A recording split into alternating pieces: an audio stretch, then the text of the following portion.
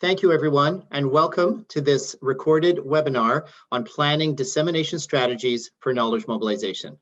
My name is David Phipps. I am the Assistant Vice President, Research Strategy and Impact at York University in Toronto, and I'm also the Network Director for Research Impact Canada, and we are bringing this dissemination strategies for knowledge mobilization slide deck to you in collaboration with the Conference Board of Canada and the Future Skills Centre. As we are not all gathered in the same space, we recognize that this land acknowledgement might not be for the territory that you are currently on. We ask that if this is the case, you take the responsibility to acknowledge the traditional territory you are on and the current treaty holders. We recognize that many Indigenous nations have long-standing relationships with the territories upon which York University campuses are located that precede the establishment of York University. We acknowledge our presence on the traditional territory of many Indigenous nations. The area known as Takaranto has been caretaken by the Anishinaabeg Nation, the Haudenosaunee Confederacy, the Huron-Wendat, and the Métis. It is now home to many Indigenous peoples. We acknowledge the current treaty holders and Mississaugas of the Credit First Nation. This territory is subject of the Dish with One Spoon Wampum Belt Covenant, an agreement to peaceably share and care for the Great Lakes region. So as you consider how you want to consume this webinar, you can do it on your own or you can do it in a group. If you do it in a group, I wouldn't suggest you get together in a coffee shop like this, but you might do it in a group on Zoom or another sharing platform. You might hold a watch party, and both of them are going to work, but I'm going to encourage you to do it with your project co-investigators and with your stakeholders, because a lot of this dissemination, a lot of this knowledge mobilization isn't about you, it's about them. And these plans for dissemination are best developed in consultation with your stakeholders, with your project partners. You can do it on your own, and if you choose to do it on your own, then I would encourage you to then share your plans with your project partners, with your co-collaborators, just to be able to get their input into the planning for dissemination and for knowledge mobilization. So if we were in person, and I really wish we could be, what I would do first is ask you, do you want to make an impact? Do you want to make a difference in the world? And of course, everyone's hand is going to go up. Yes, you want to make an impact. But what does that mean? What does impact mean? For me, impact means making a positive change beyond your project. Your project is going to make an impact, absolutely. But then how do you scale that? How do you take that positive change and grow it through a sector, grow it through a city, grow it through a region or the country? And that's what knowledge mobilization helps you to do. It helps you to go beyond your project and help make an impact outside of your project on the sector, on your region, on your province, for example. And so how are you going to make that impact? What are your knowledge mobilization strategies that you're going to employ to be able to maximize that impact on your stakeholders? And this is important to the Future Skills Centre because one of their mandates is to experiment, foster innovation, and disseminate knowledge regarding skills development. It's that disseminating knowledge is part of your knowledge mobilization plan, as you can see in the third bullet on this slide, where they intend to mobilize knowledge, build platforms, collaboration, and communities of practice to foster ongoing systems dialogue. And it's within these systems that the impact, we hope, of your project will be felt. And so the first of these knowledge mobilization planning videos is about dissemination, which is necessary, but I will explain not sufficient to be able to maximize your impact. So why are we doing this? We are Research Impact Canada, led by York University, and we founded in 2006. We are a network across the country, a network of 20 Canadian universities, plus the University of Brighton in the UK.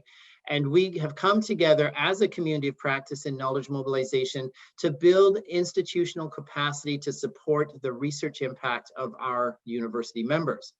And so we are delighted to be working with the Conference Board of Canada and the Future Skills Centre, who have asked us to deliver knowledge mobilization services to projects such as yours.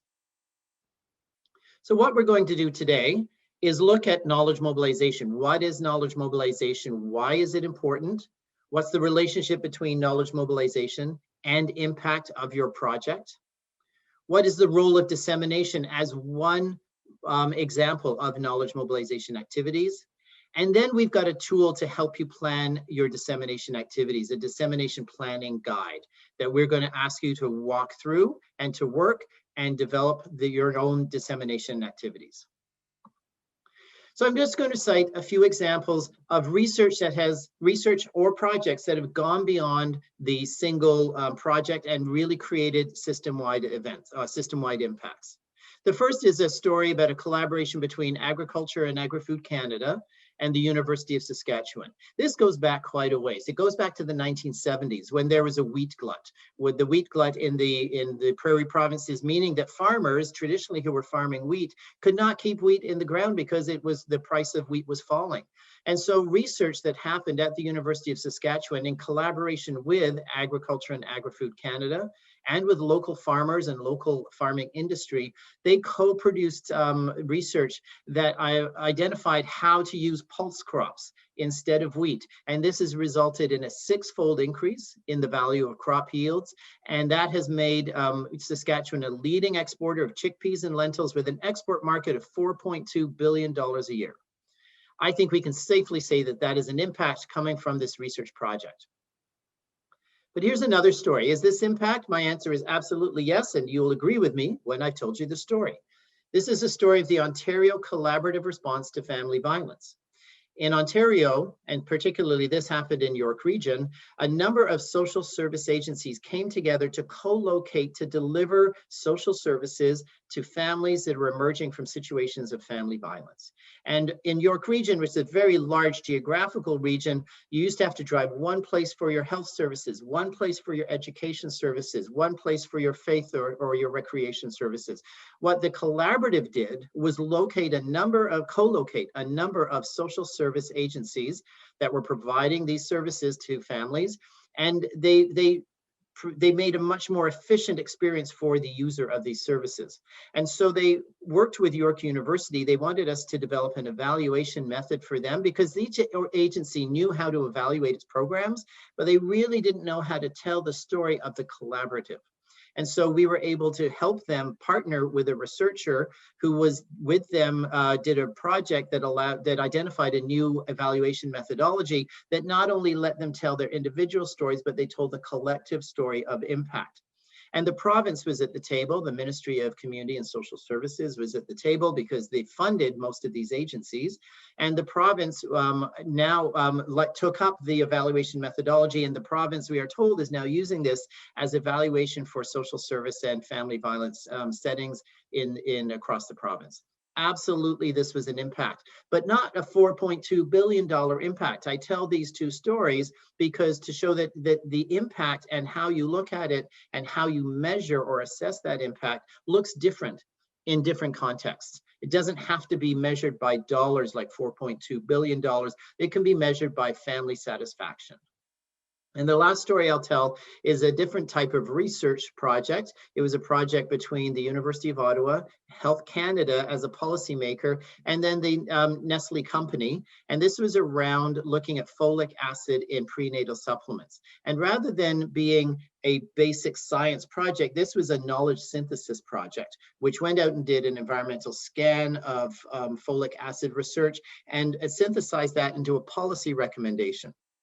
A policy recommendation was that Health Canada should update their multivitamin and mineral supplements monograph to recommend a drop in the amount of folic acid in prenatal supplements. And that was taken up by Nestle, who, as the company that was making a lot of these supplements, reduced the amount of folic acid in their prenatal supplements, Materna and Platinum Naturals. And so this was an example of where a project happened, and then it was scaled beyond that project to the policymakers and then taken up additionally by industry to be able to scale the impact of that beyond the project and for moms and babies across Canada. So I tell those three stories because your impact is going to look different than someone else's impact. It's going to be measured by different things, and the things you do to mobilize your evidence and your knowledge coming out of your projects is going to be different.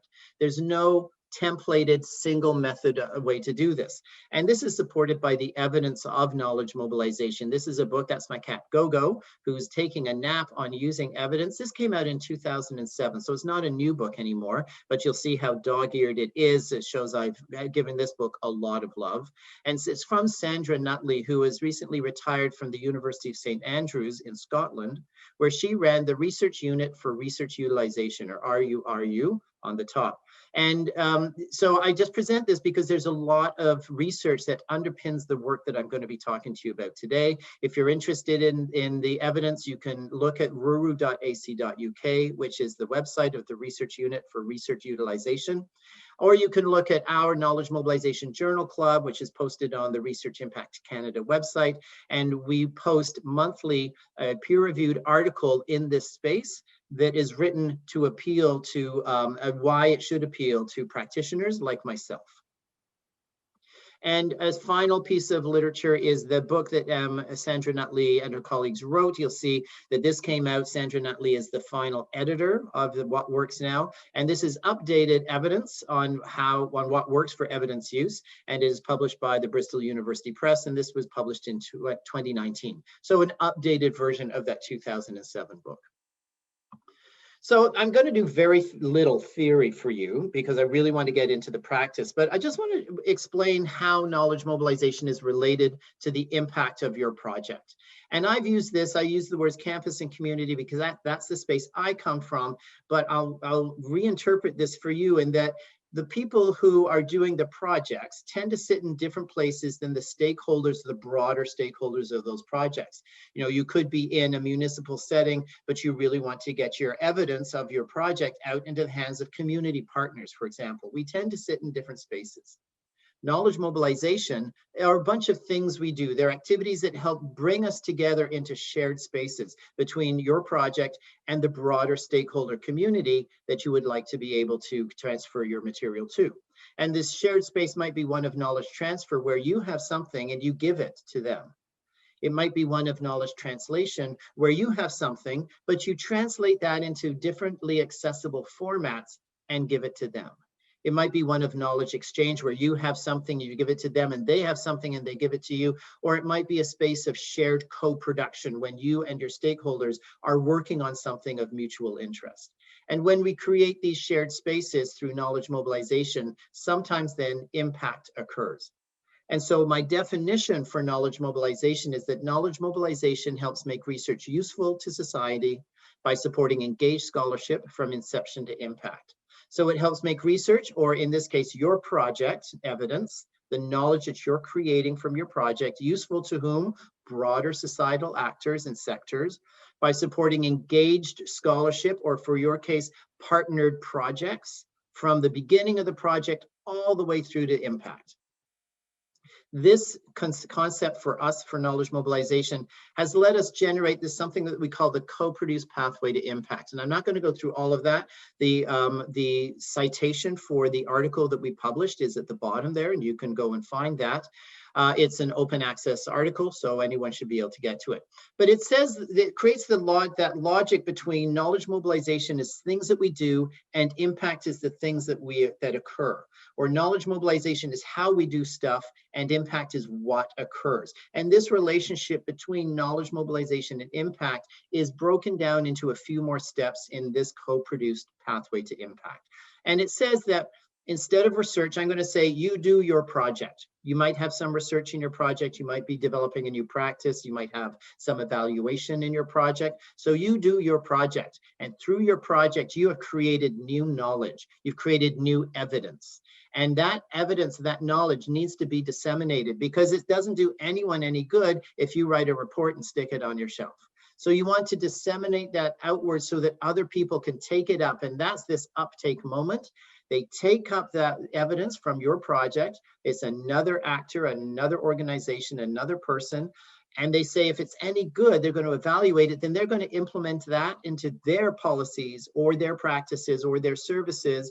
And those are the things that have an impact on the broader society, on broader stakeholders.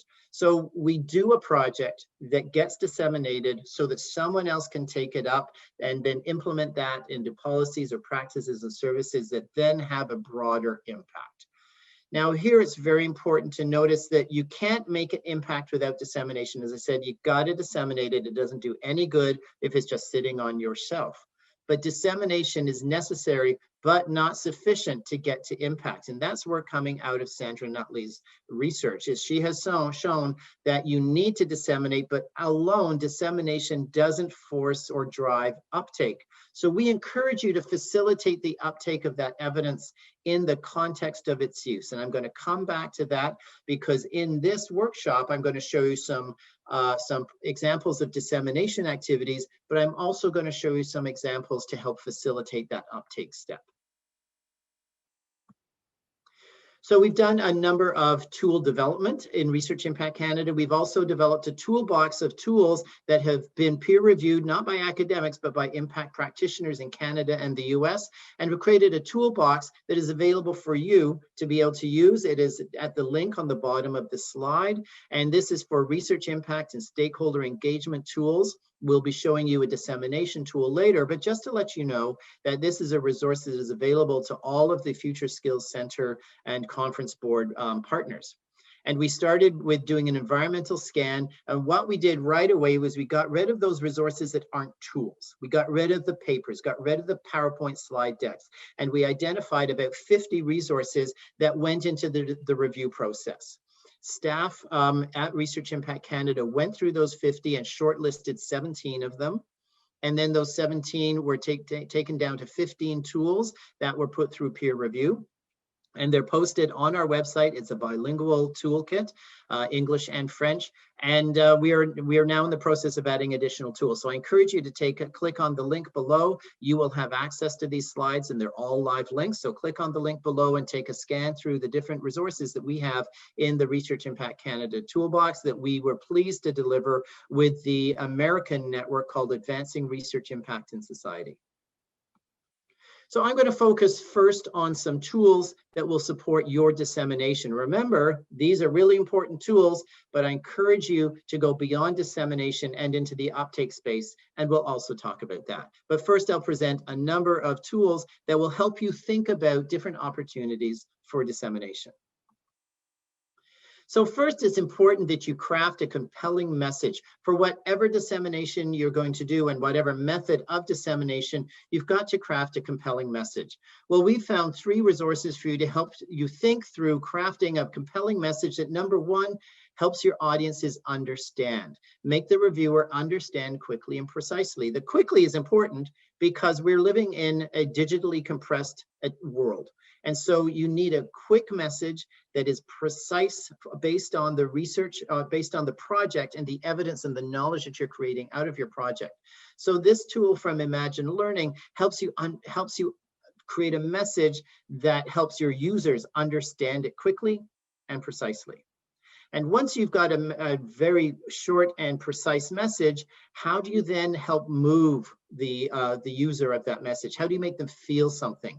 And we've got something from NASA that talks about emotional connections to messages. And so having got a quick and precise message that moves people, that we then provide you with some supports from the Canadian Centre for Occupational Health and Safety that then talks about action. So you don't just want a message that they will consume quickly that also makes them feel something, but you want them to take some action. And this is important. It's an actionable message, a message that will help them use the evidence that's coming out of your project. Having thought about your compelling message that moves them to action, here's a checklist from the Cochrane collaboration, which is a collaboration of systematic reviews in the health and medical sciences. This is an active link. Click on Dissemination Essentials Checklist, and you'll get a checklist that helps you think through all the elements that we talked about for your compelling messages. But this one is also based on plain language, or I prefer to say clear language, because we don't want plain to be something that is less than other language. We want it to be clear language. And so there is a checklist that we provide you, and there's webinars and some other guides to choosing images within this resource from Cochrane. But not everyone wants to learn from words. Some people want to learn from images, from infographics, from data visualization. This is a resource that Research Impact Canada is developing. We're in the pilot stage, but we're developing a national curriculum for knowledge mobilization. And the first module that our users have told us that they need is on infographics. And so we've developed about a 1-hour module that takes you from soup to nuts on infographics.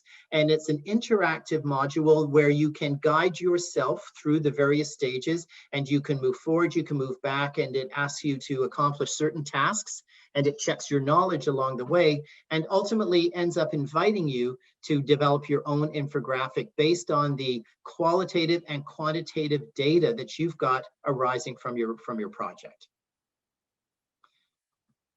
But some of you are going to be engaging with policymakers. These could be policymakers at any level of government, municipal, provincial, federal, possibly multinational. But you may also have policymakers in industry or looking at community organizations. And so it's important to know how to write a policy brief if that's important for your project.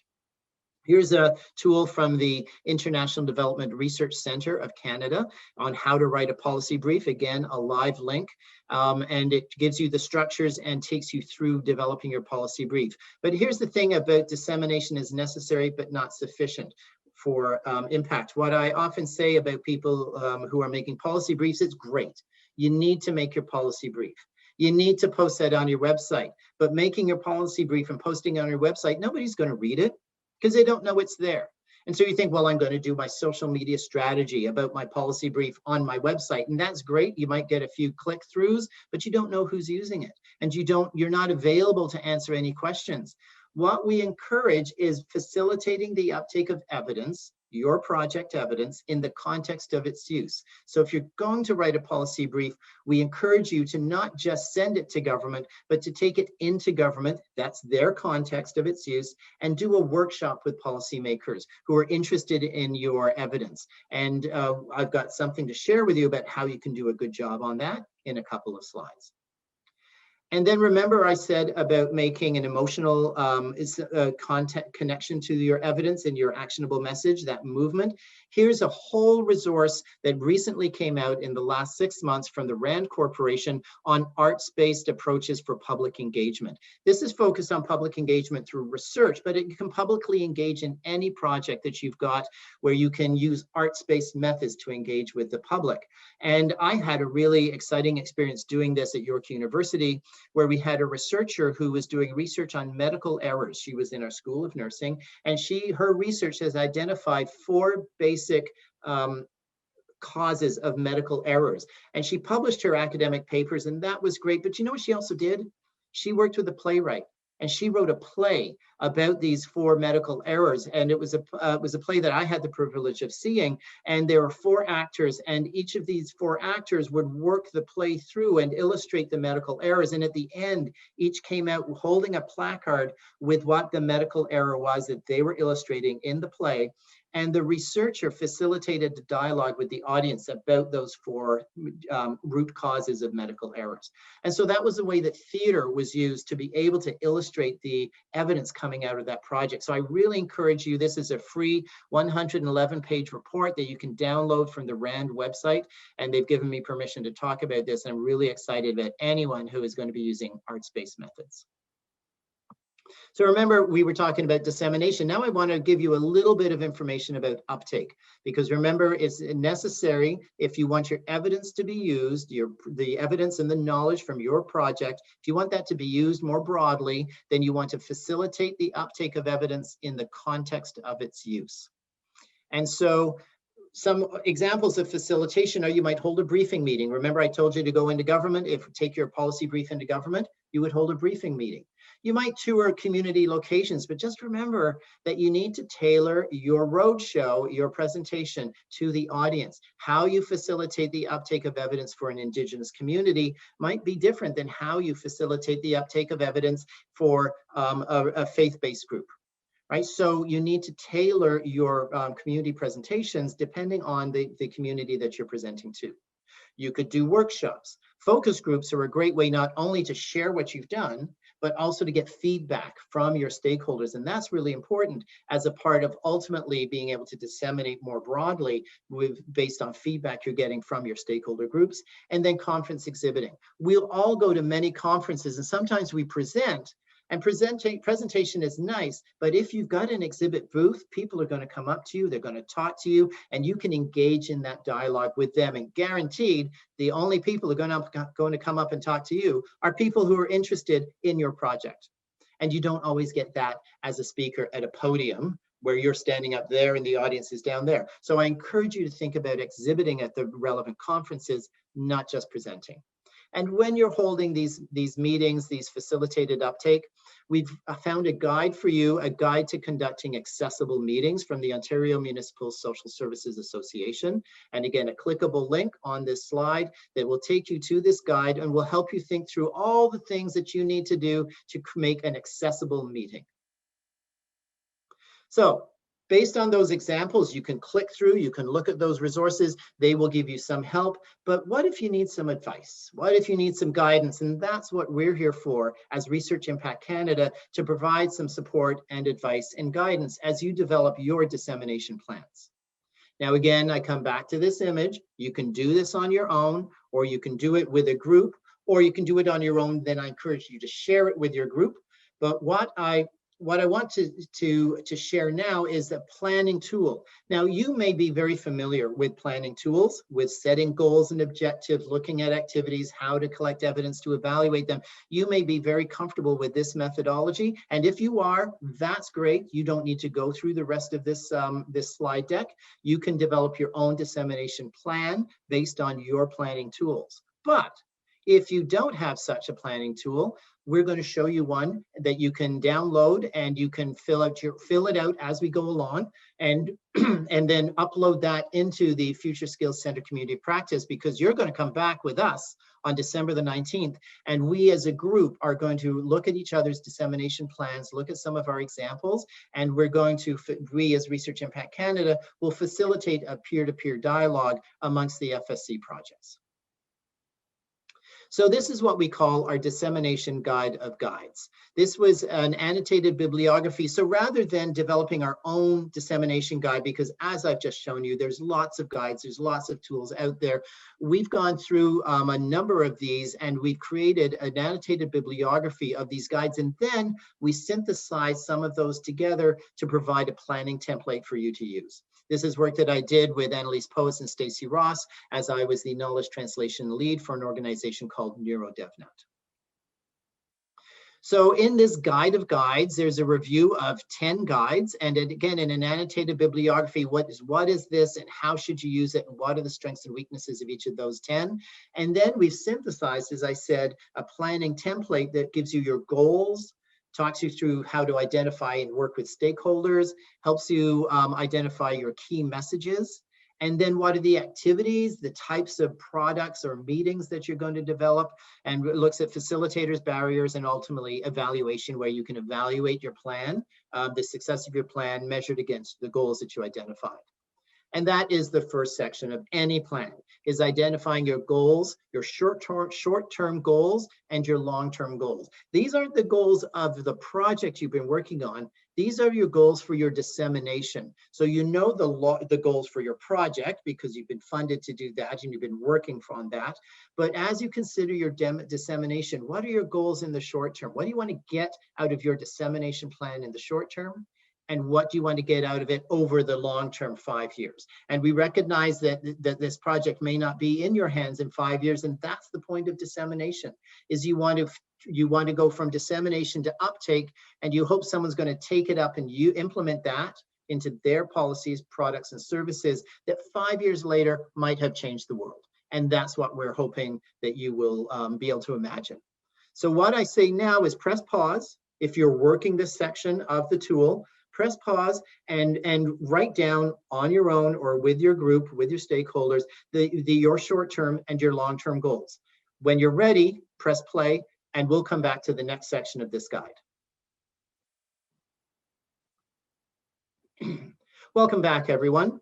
Having identified your short-term and your long-term goals, this next section of the planning tool is talking about your stakeholders. These aren't your stakeholders, excuse me, within your project. These are the broader stakeholders that you want to engage as you think of scaling your project so that you can use it so that other people in your municipality or community organizations or industry might take up your evidence. So who are those stakeholders? The first column is your category of stakeholder. It might be a learning organization. It might be K-12 schools. It might be your local synagogue, or it might be a synagogue. Then within those categories, who are the organizations that you want to target? What specific synagogue, what specific school might you reach out to first, right? Within the municipality or within a community organization, which community organization? So what's the stakeholder group, what's the specific organization, and then how will you find them? How will you connect to them? Will you use social media? Maybe you've got partners or collaborators who have connections, or you're part of a professional association or a LinkedIn group that you can get to these individual organizations. So I'm going to ask you to press pause on this one if you're going to complete this spreadsheet. And once you've completed that spreadsheet and you want to come back, press play, and I'll see you at the next section. So welcome back. Having identified your goals and identified your stakeholders, how will you build these relationships? And it's really important to understand what your stakeholders are needing from you. It's really easy to say what you think you need them to know, but you need to also hear what they need to know from you. So having identified your stakeholders, what are the activities you're going to do to talk to them so they can inform your dissemination? Are you going to hold a stakeholder meeting? Might you go to a town hall? Might you put out a social media strategy? And that will be important in the second column, that having identified the activities you want to do, you want to promote that on social media so you can broaden your reach. And then how will you elicit their information needs? This is all about asking them questions. Is it going to be about their personal projects? Is it going to be on social media channels? Are you in your stakeholder meetings? So what are the ways that, having identified who they are and now the activities you're going to do, what are the questions that you're going to ask them? Because you need to hear from them what they're going to be, what their information needs are. So again, just like before, press pause if you're completing this as we go. Fill out that section, share that, engage your teams with that. And when you've done that section, press play, and I'll see you back at the next section. So now that you know what you're going to do to hear and listen to your stakeholders, you're going to identify the information needs. So having done that, what are their information needs? And remember that I said this is best done by engaging with them as you go. So you may not be able to sit down all at once and complete this dissemination guide. You may be able to need to do it iteratively as you talk to your project partners and your broader stakeholders. So once you've identified their information needs, what's the best time for sharing knowledge with them? Now recognize that in the charitable sector, there may be a part of the year where their fundraising campaign is on, and don't talk to them at that point because they won't be listening to you. So, or there might be a policy window that if a writ for election has just been dropped, well, they're not going to listen to you in the government at that time because they can't. So you need to understand what's the policy windows, or what are the opportunities to be able to talk to your audiences. So hear from and that's what the information you would gather from the last slide or the last section, which was about identifying and engaging with your audience. You then find out what their needs are and what the best time is for sharing. So similarly, press pause, think about completing this, and maybe you can't complete this yet because you haven't done the previous piece of work, which is listening to them. You may need to come back and refine your plan as you get more information. But press play when you're ready to come back, and I'll see you at the next section. We've only got a few left. So now, once you understand their information needs, that's important. But remember, you've also got some knowledge they don't have. So this is an important piece. Not only what do they need to hear, but what do you have to tell them? And that's really important as well. It's important to be able to link up what they need with what you can tell them about your project, about the evidence or the knowledge coming out of your project. Similarly, press pause, align what your audience information needs are with what you are able to tell them to meet those needs, because that then aligns you onto your key messages, and that's coming up. So press play when you're ready to continue. Welcome back to this section of the planning document, which is actually all those things you're going to do to disseminate your key messages. So remember that that was one of the first things we talked about as a guide to key messages, to actionable, moving messages. Look at all the work you've done, and now you're getting to that section. It's important that you do that work, that you invest in the time to engage with your stakeholders so that you can then identify what are the activities, the knowledge products, or the events that you're going to create and disseminate to be able to meet your dissemination goals. So for example, a product in number one might be an infographic. You've got the link to the Research Impact Canada's infographic module. You can use that to develop your infographic. Do you have the expertise? Or maybe you might need to hire a designer. And if you need to hire a designer, you'd need to put that expertise in the second column, and then a budget amount on the right-hand column to be able to pay the designer to do that work. So think about not only knowledge products or things you're going to send out, but think of also those events, those meetings, those conferences that you're going to use to disseminate your knowledge and engage that knowledge with people who are going to take it up and implement that into their policies, practices, and services. So again, this is the meat of your dissemination plan. These are the things you're going to be doing to meet the goals of your dissemination plan. Press pause, work through this, and when you're ready, press play. We've only got 2 slides left. Welcome back to the second last section of your knowledge mobilization plan for dissemination. And this asks you, what are your facilitators? Who are the organizations or the people or the strategies that you would employ to maximize the use of your facilitators? And if you are going to for example, to a synagogue, well, do you know the rabbi at the synagogue, or one of the rabbis, or some of the community members at the synagogue? Well, they may be facilitators who can get you in to help you do a workshop with that community. Or conversely, what are the barriers? And having identified barriers, what are your mitigation strategies for minimizing or eliminating those barriers? So think about your facilitators, think about your barriers, think about how you're going to take advantage or mitigate both of those as you press pause to work through this second last section of your plan. And when you're ready, press play, and we'll take you through the last section. The last section of your plan is about evaluation. It's great that you want to send something out, but how do you know if it's done any good?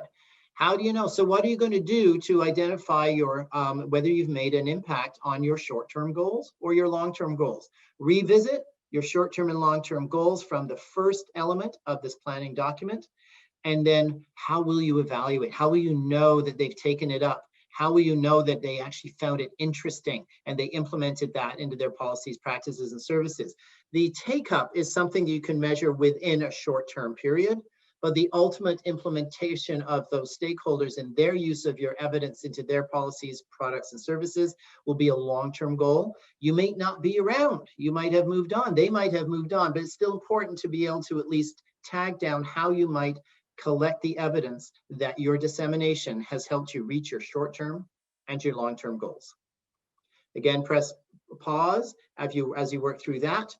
And when you come back, the last slide is you need to take a break because you've consumed a lot of information. If you've taken a break and worked on your plan, as we've gone through, you've done a lot of work and this has taken a long time.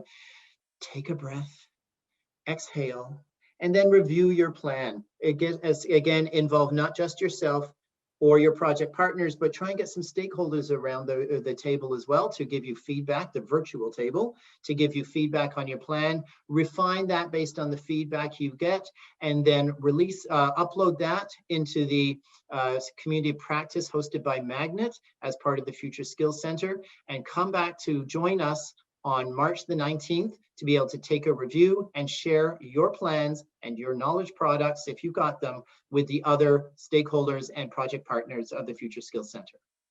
It's been my pleasure to be able to bring this to you on behalf of Research Impact Canada, the Conference Board of Canada, and the Future Skills Center. I look forward to seeing you on March the 19th.